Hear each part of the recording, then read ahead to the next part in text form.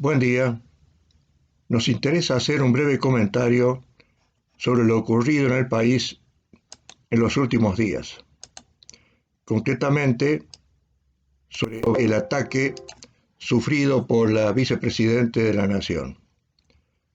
Comencemos por recorrer lo que se ha expresado en los periódicos. Por ejemplo, el diario Perfil del domingo. Nelson Castro escribió: "Se estuvo a nada de la tragedia. De haberse concretado, eso hubiese significado el asesinato de Cristina Fernández de Kirchner.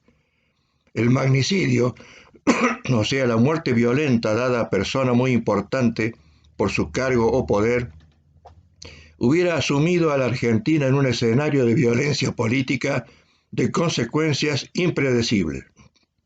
Lo impredecible en este caso es sinónimo de lo malo.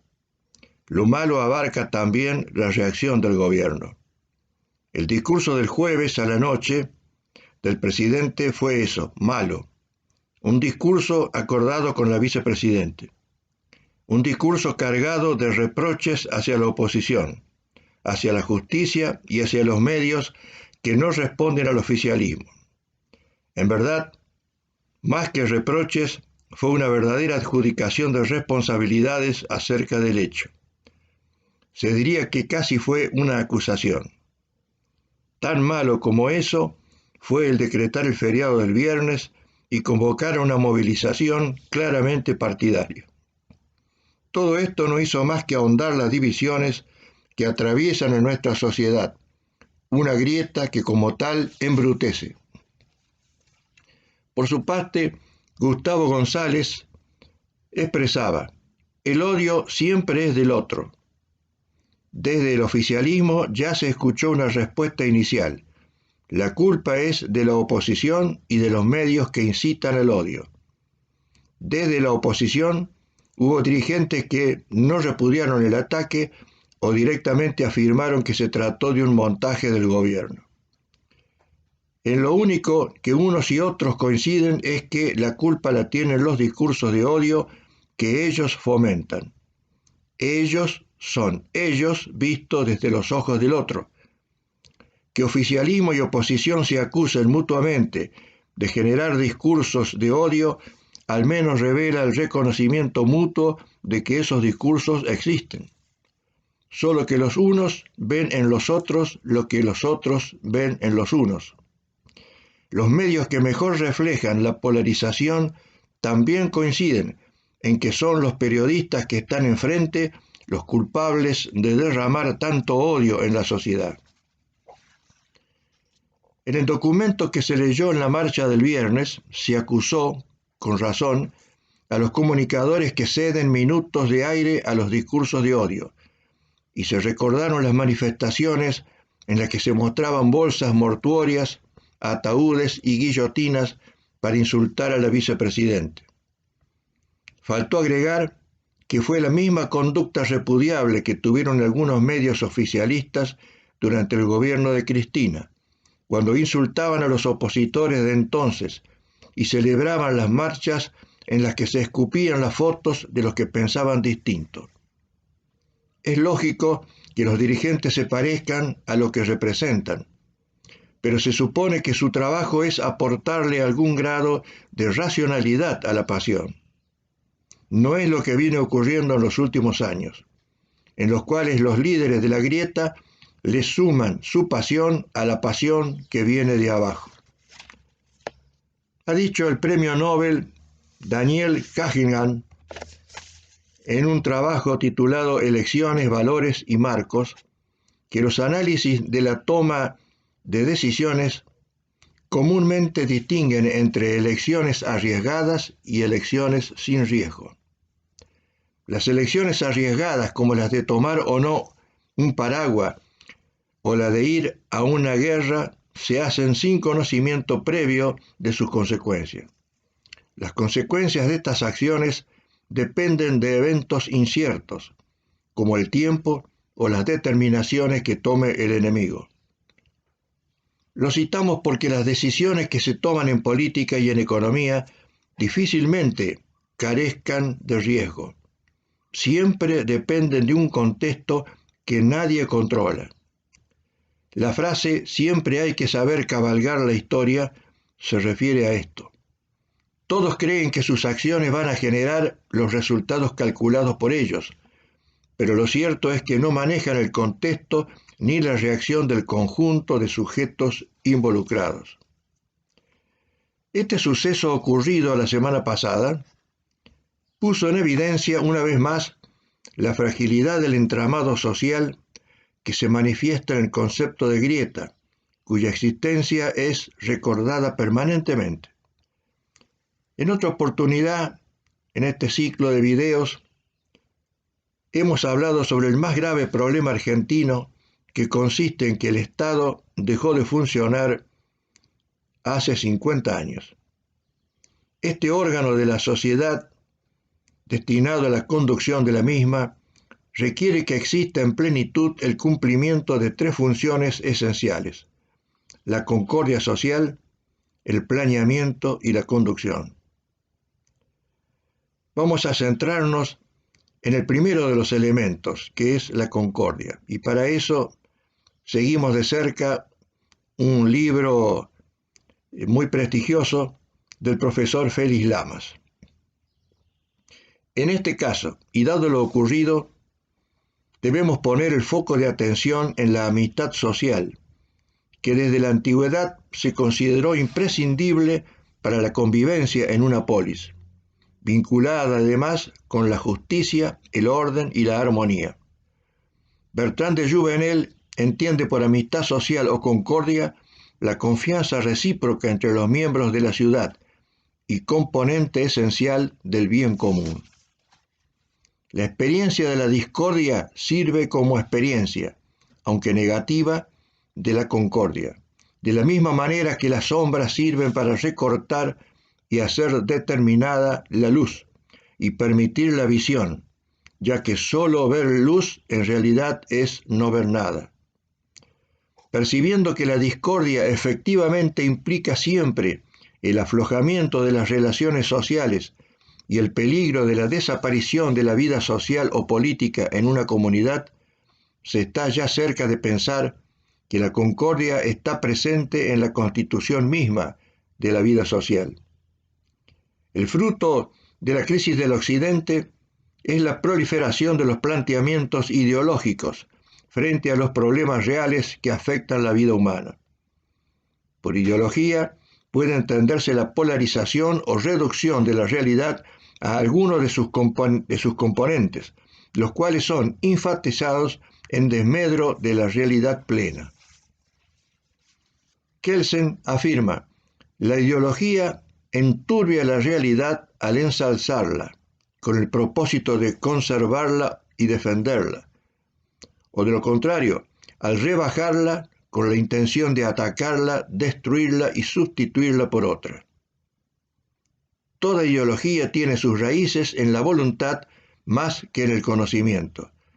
Proviene de ciertos intereses, o mejor, de un interés que no es el interés por la verdad. Las ideologías, en tantos sistemas explicativos de la realidad y en tanto conjunto de nociones y pautas para la acción, deben rechazarse, pues son falsas, por ser una reducción indebida de la realidad y por estar dirigidas a intereses irreales o bien a intereses reales particulares, incompatibles con el bien común. La ideología busca realizar un interés, aunque a veces lo enmascare, pero no es una proposición clara de metas a realizar, en tanto metas posibles, reales, concretas, razonables, comunes a todos. Por eso es inevitable el choque o el enfrentamiento de las ideologías entre sí en la vida política. Es el choque no solo de posiciones distintas del pensamiento, sino sobre todo de inclinaciones irracionales distintas. La lucha ideológica finalmente es una forma que suele asumir la lucha entre intereses antagónicos. El pensar en una concordia entre ideologías opuestas, por lo tanto, es tan ingenuo como creer en la amistad duradera de un lobo con un cordero. Las ideologías están en lucha porque se fundan en una decisión de la voluntad no sometida a la crítica serena de la razón. Y son precisamente las ideologías las que han contribuido a la confusión del mundo de valores sociales del Occidente en cuanto a valores objetivos y comunes. Ellas son, a su vez, consecuencia del decaimiento de la razón filosófica y de la reflexión teológica. Otro motivo derivado que explica el cese efectivo del Estado en Argentina lo expresaba Aristóteles. Si nadie cuida del bien común, éste perece. Si la mayoría de la población no acepta colaborar activamente para conseguir los objetivos comunes, el Estado deja de funcionar. Si el Estado es una unidad práctica de muchos, ya sea personas como grupos, para hacer algo en común, tiene que haber evidentemente un cierto acuerdo de voluntades respecto de ese algo que hay que hacer. Por lo tanto, la vida social y política implica siempre un acuerdo, una unión de voluntades referida a los intereses comunes y a las cosas pertinentes a la vida, que no es otra cosa que la concordia. La concordia política es, por lo tanto, el vínculo unitivo que da cohesión y unidad al Estado. La concordia política es un acuerdo del entendimiento práctico respecto a lo que ha de hacerse, respecto a los objetivos a alcanzar para satisfacer las necesidades comunes. Un lugar aparte merecen las convicciones o creencias básicas, incluidas las religiosas. Estas creencias comunes, si están apoyadas por la tradición de un pueblo, pueden formar parte del acuerdo fundamental sobre el que descansa la vida social. El constitucionalista argentino Gregorio Badeni confirma el monopolio de la representación ciudadana que le atribuye la ley a los partidos. Al respecto, considera que cuanto más amplia sea la libertad para la postulación de candidatos a cargos públicos, mayor será la representatividad de los gobernantes. Es curioso que el único argentino que fue electo 3 veces presidente de la República por vía partidaria, el general Perón, comparte el criterio citado en su testamento político, llamado el modelo argentino. Expresa allí que el ciudadano como tal es representado por los partidos, pero también cada uno en su condición de trabajador, intelectual, empresario, etc., tiene que poder ser representado por distintos grupos sociales, para que haya una participación directa en la solución de los problemas y en el control de la gestión pública. Y ese es el punto esencial de la crisis que estamos viviendo en la Argentina. Si el monopolio de la representación ciudadana lo tienen los partidos políticos que atraviesan una tremenda crisis, a tal punto que en este momento ninguno de ellos, ningún partido existente puede gobernar por sí solo, sino que tiene que integrar coaliciones, ya sea el oficialista, integrada por una veintena de partidos y agrupaciones, como el principal frente opositor, denominado Juntos por el Cambio, que también está integrado por varios partidos, fundaciones, agrupaciones. Entonces, es evidente que resulta muy difícil compaginar un frente común, una coincidencia, puesto que dentro de cada una de esas alianzas electorales hay diferencias ideológicas, en algunos casos imposibles de superar. Esto quedó en evidencia con motivo del debate que fue muy intenso hace poco tiempo sobre la legalización del aborto. En ambos frentes electorales surgieron dirigentes que estaban a favor y otros dirigentes que se negaban rotundamente a aceptar el asesinato de niños por nacer. Lo mismo ha ocurrido con otros temas vinculados también a la bioética, como la formación sexual en las escuelas, la ideología de género, etc. Es evidente que mientras no haya entonces representantes genuinos de la ciudadanía, que por lo menos en algunos ámbitos puedan expresar sus criterios y buscar soluciones a través de determinados organismos, como los llamados consejos económicos y sociales, cuyo aval debería ser necesario, imprescindible para la aprobación de ciertas leyes como el presupuesto, la distribución de recursos, los planes de gobierno, etc., no habrá solución para la Argentina.